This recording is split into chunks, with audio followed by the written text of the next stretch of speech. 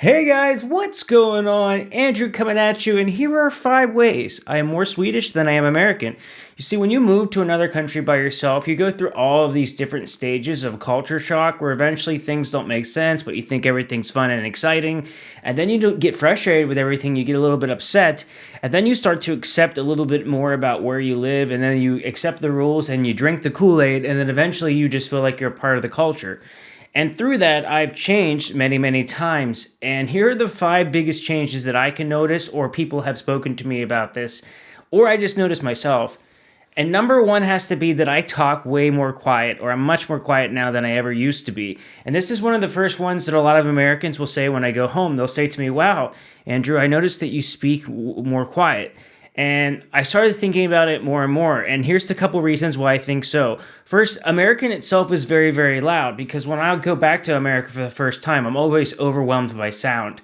I'll give you an example. Just going to any like sports bar in America, there'll be like 50 TVs, a bunch of things playing, all people are talking.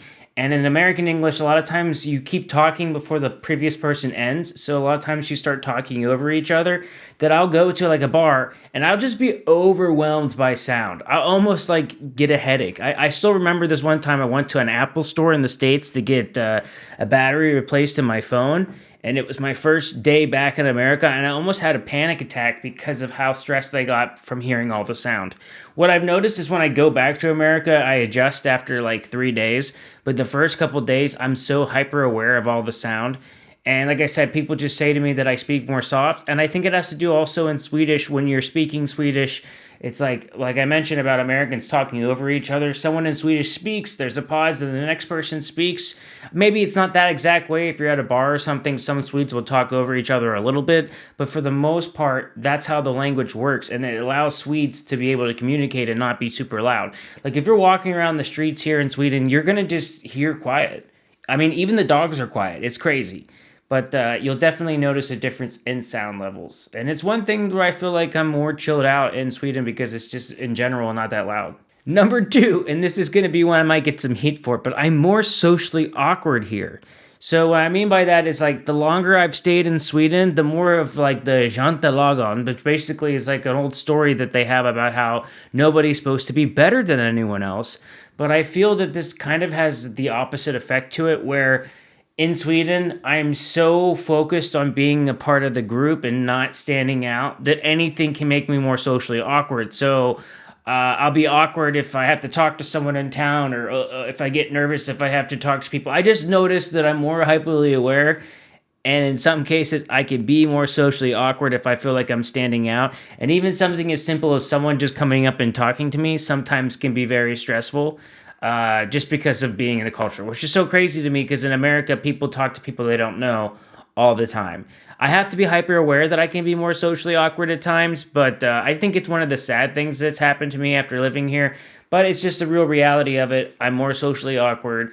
I don't like to talk to strangers, and I don't want to bother anyone, so when mistakes or things happen, I'm even more awkward about it. Number 3, and this is an interesting one as well, I don't view myself as an American. Like, yes, I'm an American, but I separate myself just a smidge from what's happening in the world.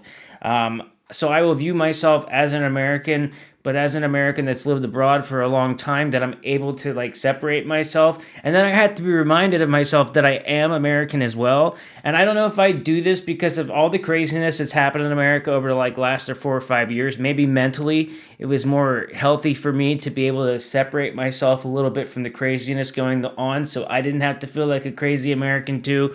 But it is something that I do, and then I have to constantly remind myself that I am in fact American, that I'm a part of this craziness too, and I do need to care about it. But I think it was a defense mechanism to not care about all the craziness that was happening in America. Number 4 has to be that I no longer view healthcare as anything else other than a right.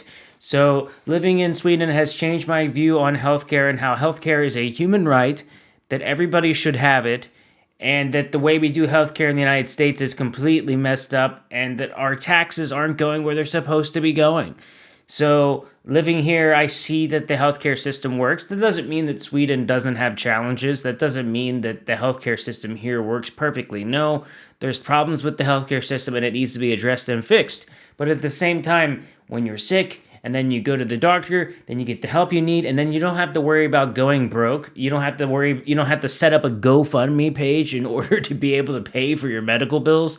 Like, that's the craziest thing to me, is like in America, it's so normal to just have a GoFundMe page or GoFundMe page just to pay for your health bills. And this will be someone that maybe they were a veteran, or maybe they did something heroic in the US, and then still they have to have a GoFundMe page. I've completely changed my view on that, and yeah, that's crazy. We should have universal healthcare in the United States. It just makes sense. Okay, now number 5. I'm almost afraid to say this out loud because I don't know what's going to happen, but I'm not afraid of socialism. Yes. Ooh. As an American, I said it. Yes, I'm not afraid of socialism. Now, they love to use the S word here in the United States, especially in the political perspective, about making everybody afraid of socialism. But I do believe that socialism works when it comes to certain publicly funded programs like healthcare, like education, that it can be funded through elements of socialism without actually being socialism. So, like, Sweden's clearly a capitalistic country, that the elements of socialism have been kind of sprinkled through. It just makes sense to have some things be publicly funded. But if you come to Sweden, if you work in Sweden, if you work in business here, let me assure you, they are absolutely capitalists. 100%.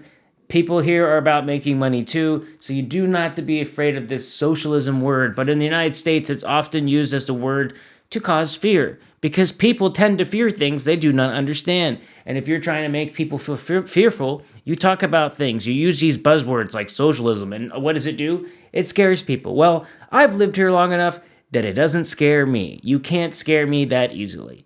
So, these are probably the 5 that I've noticed that I've changed. It's crazy because if you go back and watch my YouTube videos, you can clearly see that I've changed a lot over the years. So, anyone else, if you've moved to another country, how have you changed? Especially, how have you noticed I've changed? Have you seen any changes in me? Have you seen any changes in me? That would be very interesting for me to see. So that's all I got. I hope you guys enjoyed this one, and I'll see you in the next video. Hej då!